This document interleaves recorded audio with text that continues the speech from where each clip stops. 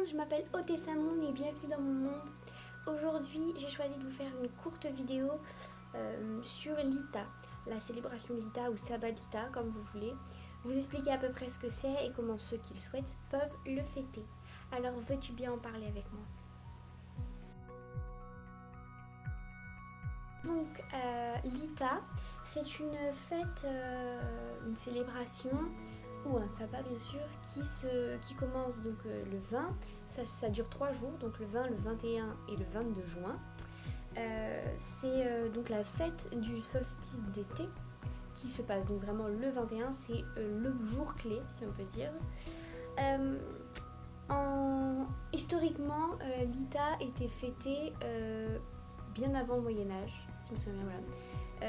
Et c'était une fête païenne. Malheureusement, le moment où il y a eu la chasse aux sorcières et toutes ces choses plutôt horribles, eh bien ça a été une fête qui était dite de sorcières, un sabbat de sorcières. Donc ça a été abandonné. C'est pour ça que maintenant on ne le fête plus normalement.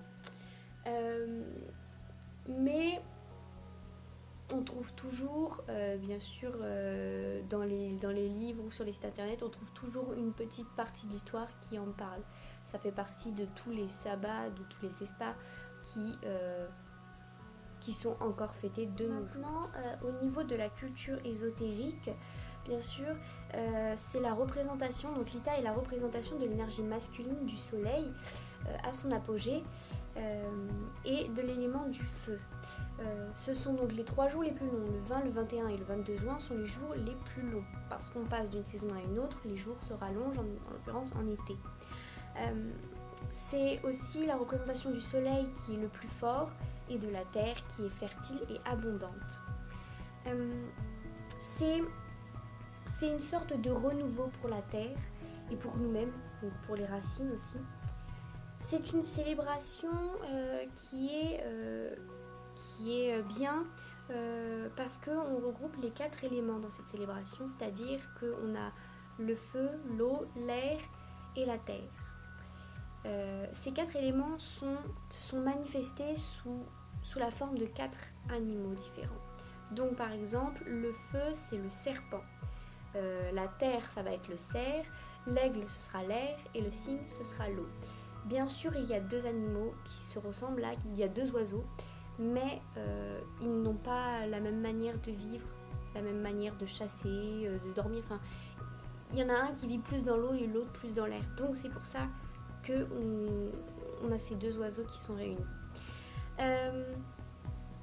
C'est donc un sabbat qui a des correspondances. Quand je parle de correspondance, c'est ce qui va avec au niveau je sais pas, des couleurs, des plantes, toutes ces choses. Donc au niveau des correspondances, on a les couleurs jaune, vert, orange et doré. Ce sont donc les couleurs qui représentent parfaitement bien cette saison, ce sabbat. Ce sont des couleurs chaleureuses donc.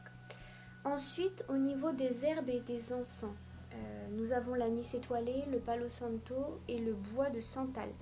Séparés ou mélangés, ça donne une odeur plutôt agréable, plutôt chaleureuse, mais pas comme en hiver. Alors, j'ai envie de dire, certes, nous sommes en été, on boit plus trop de thé chaud, de lait chaud, enfin de choses chaudes en été, mais là, il y a une infusion, donc thé vert menthe citron, c'est une infusion qui est parfaite pour l'été, parce que certes elle est chaude, mais elle rafraîchit, c'est-à-dire que le citron est un produit qui est rafraîchissant de base. Donc c'est un thé rafraîchissant, c'est bizarre dit comme ça, mais voilà. Ensuite, au niveau des pierres précieuses, la correspondance avec les pierres précieuses, ce serait la citrine. La citrine, c'est une pierre qui est verte et qui tire un peu sur le jaune quand le soleil passe dedans. C'est une pierre qui représente parfaitement bien l'été de par sa couleur déjà, voilà, et de par aussi sa signification. Ensuite, dans les plantes, nous avons la rose. Alors, on dit que la rose, c'est la plante de l'amour. Oui, bien sûr. Mais c'est aussi la plante qui représente le plus la terre. quoi. La rose en elle-même, c'est la terre, mais on dit, donc il y a une légende qui dirait que les épines de la rose représentent le douloureux départ du soleil. Ça expliquerait pourquoi le soleil met autant de temps à se coucher. C'est parce que il est piqué par les épines de la rose, il est retenu. Je pourrais vous recommander quelques petites choses à faire. Donc déjà faire une liste par exemple de souvenirs ou d'énergie du moment, enfin de ces 3 jours, qui pourront bien sûr servir pour les années suivantes. Faire en cuisine des plats de saison, des choses qui représentent bien l'été, et des playlists par exemple aussi de saison ou d'émotions ou d'envie du moment.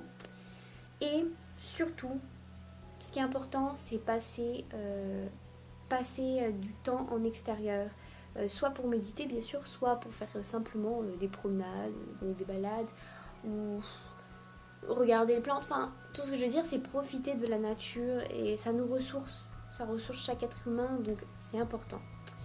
Ensuite, pour ceux qui sont plus basés sur vraiment la pratique magique, je dirais qu'il y a un tirage de 3 lames, des lames de tarot bien sûr, à faire, qui serait élevé par l'élément du feu. Ce sont des cartes qui représenteraient notre manière de penser pendant ces 3 jours, mais en rapport avec le feu, le soleil, toutes ces choses. Alors, moi par exemple, j'ai déjà trouvé les significations que je pourrais donner aux cartes que je tirerais, mais bien sûr, il est toujours important d'y mettre ses propres significations, ses propres émotions, ce qu'on ressent en soi-même. Ou de faire 3 sigils qui vont avec nos émotions du moment. Mais ça, encore une fois, c'est un peu compliqué, donc je ne conseille pas de le faire dès la première fois, les sigils. Cette vidéo touche donc à sa fin. J'espère qu'elle vous a plu, qu'elle vous a apporté quelque chose en particulier. Je vous souhaite donc une bonne fête, un bon sabbat, une bonne fête de la musique, un bon sabbat de l'ITA et on se retrouve normalement dans une prochaine vidéo. En attendant, bonnes vacances.